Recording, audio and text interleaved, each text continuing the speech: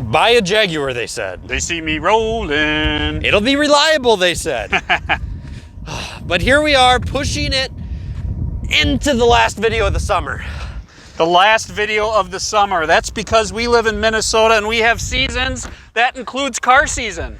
Yeah, car season. Isn't that weird? We have an entire season just specifically based on cars. Right. So this is getting ready to go into storage, being put up on the lift in the garage. Hibernation. It's going into hibernation for the year. We'll put it up. In today's video, guys, if you haven't watched any other F-Type videos, we're going to talk about the first summer of ownership, some of the maintenance cost, what it costs to own a Jaguar F-Type, as well as some things we've learned along the way. Yeah, let's check it out, guys. This car's been a lot of fun the last summer, and I hope you enjoyed our little skit on the intro right there. Let's get right into it.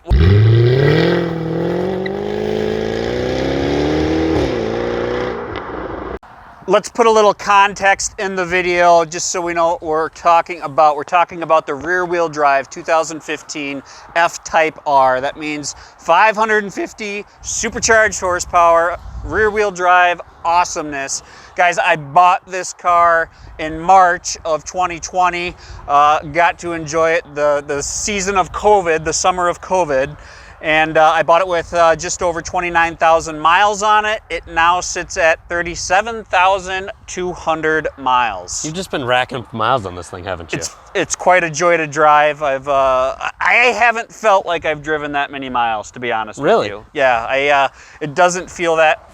Obviously, I flew to Texas, so right off the bat, that was like 1,300 miles. Yeah.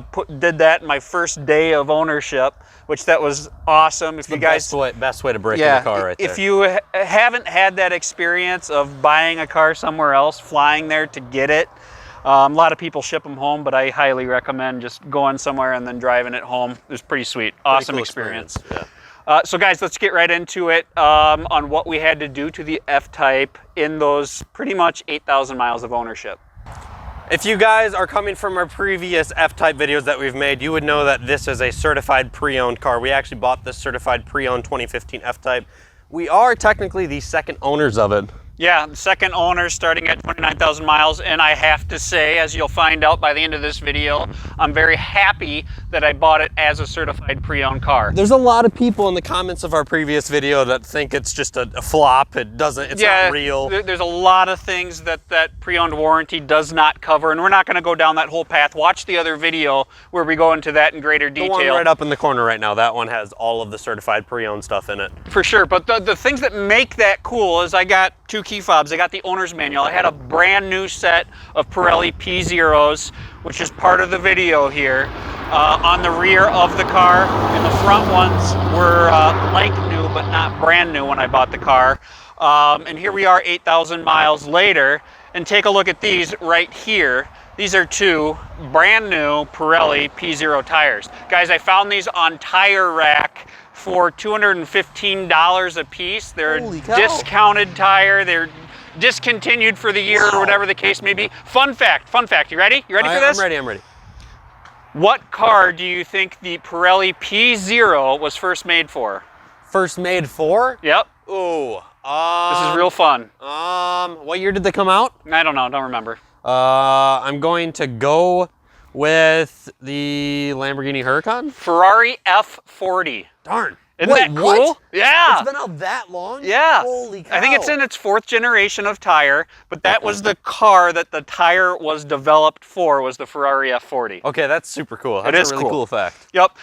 So, guys, I need new rear tires. 8,000 miles in, my rear tires are shot. What are you doing? Driving around with traction control off? No, I've never turned traction control off. Not once, huh? Well, I turned it off once in a parking lot, but I didn't do anything. So I haven't done a burnout. I haven't done a donut. I do like to accelerate, and it's rear-wheel drive. There's a lot of torque going on. There's a lot of torque going on. I chewed through a potentially, I think they're about 310, 320 a piece normally. Jeez. I got them for 210 a piece, and they're pretty much done. Yeah, those things are in about 2:30 seconds. They're done. So there we go. Our first maintenance item. That's not that far out of whack, regardless of how you drive. I've read in forums on the rear wheel drive 7,000 to 13 or 14,000 if you really nurse them on the R rear-wheel drive is about normal for a set of tires back there. So we're 450 bucks in. That will most likely cost you more. As I mentioned, I got that as a discounted rate. The other items that we're not going to go into detail on is when I first bought the car, that trim piece curled up. That was covered at no cost to me after some negotiating. Again, circle back to the previous video. In that video, you'll also see in greater detail about our first certified pre-owned warranty repair, which was the leaky electronic actuator on the differential. Guys, I'm going to make this really clear. The only reason any of these items that we're talking about being repaired under that certified pre-owned warranty, the only reason those items happened is because we have a lift in our garage. We were searching for things to get covered under the certified pre-owned warranty. Right. I was on a mission. I had the eagle eyes out looking for faults. So I didn't have any drips on the ground. I didn't have massive blowouts or anything that caused the car to be towed anywhere. There's no breakdowns. No breakdowns on the car. If you truly look at other cars, the things that were replaced on this car are completely normal to happen at the mileage that it is at. And that's just on daily cars as well. So we had the rear differential, the trim piece, first repairs, our second time to the dealership, and our only other issue with the car, again, that I pointed out, just happened 8,000 miles in, and that is this right here. Doing an inspection underneath the F-Type, just my own personal visual inspection before we bring it to that dealership, just to point out a few things. So right on the back side of the transmission, kind of where the drive shaft begins, I have this line of, can you guys catch that on there? There's this line of grease up around the actual body of the car. Right back here is what I'm talking about. And I'm also noticing there's like this this line around the actual, I'm going to get what the part's wrong, so I'm going to go with yoke, but I don't think that's the right term. But you guys see what I'm talking about right here? We got this line of oil or fluid there. The other thing I want to show is just right up here, quick, is on the oil pan gasket. I'm just ever so slight seepage. It's definitely prominent here on the driver's side. It's kicking up here a little bit, and then along the back side, there's just some residue from oil seepage. Other than that, nothing to report. We're going to see what the dealership has to say about that under that certified pre-owned warranty. Every item associated with repair on the car had to do with seeping or leaking, and that is very common on the brand in general. It doesn't matter if it's the Land Rover, a Jaguar, whatever the case may be, they are known to leak. Gaskets are known to fail, all common stuff. So everything was covered under the certified pre-owned warranty. Just to put a little context there, if I had to fix the trim piece, that was $1,700. I didn't have to pay for that.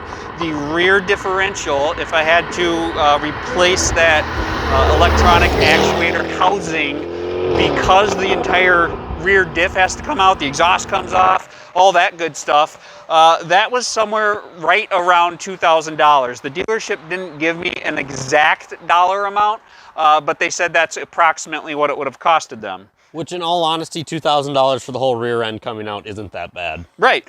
Moving up just behind that transmission, again, I didn't have to pay for that. I was told approximately $2,000 to $3,000 for both the oil pan gasket as well as that the flange behind the transmission on the drive line.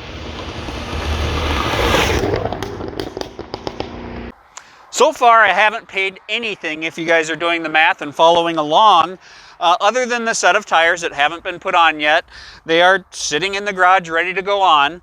But what I did have to pay for, believe it or not, was the oil filter. When they removed the oil pan gasket, I was asked if I wanted them to replace the oil filter, but the certified pre-owned warranty would not cover that. They cover the new oil and all that good stuff, but I had to pay the $36 for an oil filter. My goodness, are you okay? I'm okay.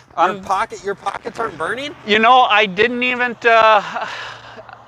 I didn't even hesitate when he asked, believe it or not. Really? I just said, $36. I'm willing to pay that. $36. Right, Wow. so a dealership oil change on the F-Type, which I did not have to pay for, if you're keeping track, on my 8,000 miles of ownership. A dealership oil change costs right around $190 plus tax, give or take, wherever you're at. If you go into your Jaguar owner's manual, you will find in the oil maintenance section, or just the maintenance section in general, that the oil and filter should be changed every 16,000 miles. I've never heard of a car that can do 16,000 miles in my life. Do 7,500 miles. The dealership's gonna tell you 16,000 as well.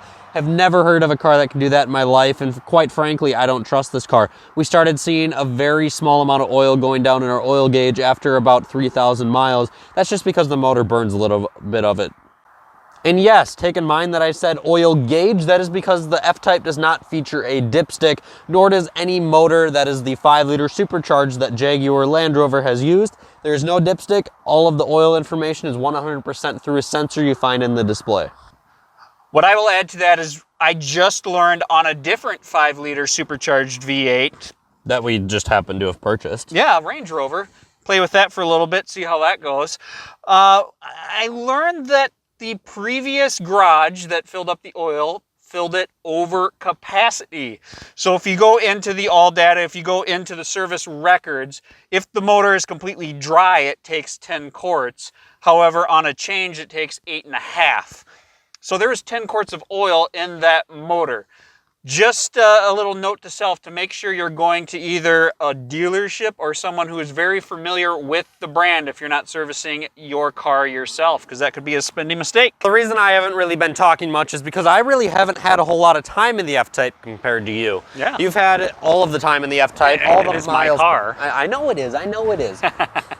So I'm gonna go ahead and interview you a little bit because I wanna know some of the things that you have to say about it. All right. You've owned this car for 1 summer. Yes. Do you still enjoy it? I do enjoy it. I look forward to driving it. I can say there were, I have the disease where you drive something too much and you want something new. Yes. So obviously if I drove it for every day for a week or something like that, I was just like, I'm ready for something different. But then I didn't drive it for a few days and I'd get in and remember how much fun and how much I enjoy it. See, here's another question that I have for you. Okay. You always wanted a car that was strictly performance. Corvette, Viper, that sort of thing. This car is more in the grand touring side of things. It is. Does that draw you away from it? No. It's a good enough balance. I like the fact that it's a grand tour, that you can keep it in normal mode, and it's a date night car with my wife, where I can go in dynamic mode. And it's a capable enough car to give me everything I need for sure. Like it's over the top. Is it? So you're not going to sell it for something that has more performance or more in your face feel? I can't confirm or deny. I know that if I keep this car, I'm going to be happy with it. I'm just saying, do you feel you need to sell it after 1 summer? I feel like I need to sell every car after 1 summer. How much attention does this car get going down the road here in Minnesota? You know, I focus on driving quite a bit. It does turn a lot of heads. You notice that a lot of people are looking at it. That's not why I buy the car. I buy the car for my own personal experience. That's why I like cars. Oh, for sure. And the F-Type does an amazing job. Everyone talks about the exhaust, and it quite simply doesn't get old. I think old Lieberman over at Motor Trend just made a comment about the 2021 and how they tuned down the newest one. They tuned it down and turned it more into a grand tour. I say bullcrap. He said Johnny was happy that they did that and made it more of the grand tour that the car has always been. I say no, this car is amazing. Like everyone, it's the British Hellcat, it's the fancy Hellcat. Like it can be the fancy grand tour that some people might want, and it can just be this raw animal too. That's the coolest thing about it. You know, talking about the 2021 F-Type R, we recently had the chance to go walk around one. Let's dive into those clips right now. Cool. As we walk around the 2021 F-Type R, we do have a video comparing our F-Type to the 2021 design, but walking around the F-Type R, I think the back end they nailed. I think the back end does look better than ours. That's cool. However, the front end I am still not a fan of, and I do very much so prefer the 2015 model year.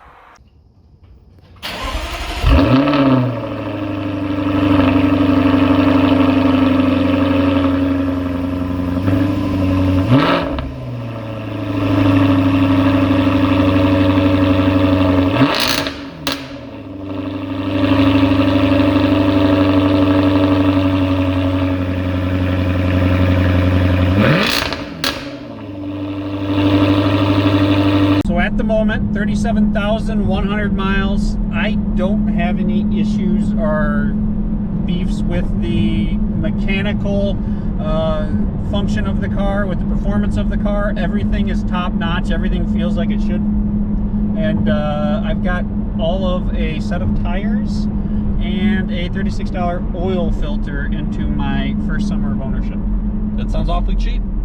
This is obviously not why people buy a 550 horsepower rear-wheel drive performance animal, but I did find this pretty cool and was quite surprised by this. There's 2 trips I took with my wife, and when my wife is around, we are following all rules to a T. I can guarantee you that. We went on a 3.5-hour road trip on one occasion, and on another one about 2.5. On one of those road trips, we averaged 30 miles per gallon. That's very good. And on the other one, it was 27 miles to the gallon. Now, driving the car normally, I'm seeing 18 to 19 as an average, but I thought that was pretty cool that you can get 30 miles to the gallon out of this animal.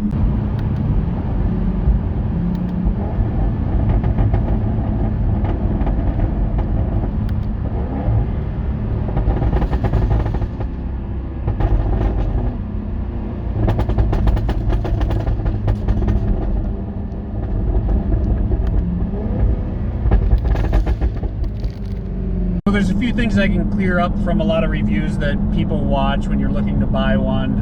Of course, this is just my opinion.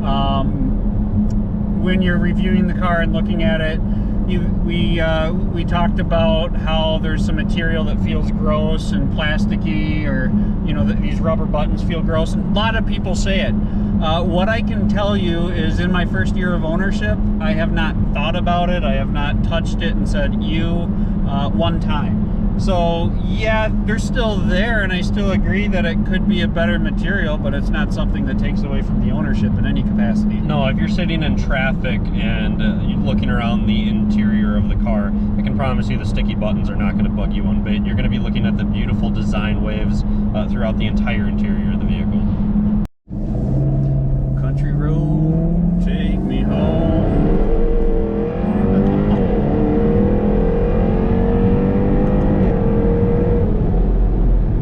Just like that, we're going to jail. Under the F-Type, let's look at what has been done on our first year of ownership. The rear differential, the electronic actuator housing was done. Take a look at the previous video that goes into detail on that. And let's move forward on the car to see what was just done after 8,000 miles of ownership. Just to understand where we are directly behind that ZF 8-speed transmission. We're on the back side of it where the drive shaft begins. This is where I saw just some very minor oil splatter around that rear flange. It's referred to as the rear extension, is what they put in the notes. And they replaced the 2 different flanges and the seal on that. You can see here how it is shiny, new, no more splatter. Just showing you the last approved repair is the oil pan gasket. No new parts other than the gasket itself. It claimed on the notes that they cleaned everything up and put the new sealant on. Take a peek at that now. If the F-Type's still around come spring, we might have to do something special to get rid of those old tires. Make sure you subscribe down below and check that out. Also, if you're in the market for a winter beater like we were, make sure you subscribe and check out our Range Rover videos. This is a 2011, same motor as the F-Type, Range Rover Supercharged. All right, guys, that's it. Battery maintainers plugged in, full tank of gas. The first official season of F-Type ownership is over. It's been a real joy. Hope you guys found something in today's video useful. Comment down below if you're in the market for an F-Type. Check out some of our previous F-Type videos that you can find right around here to click on. See you next time.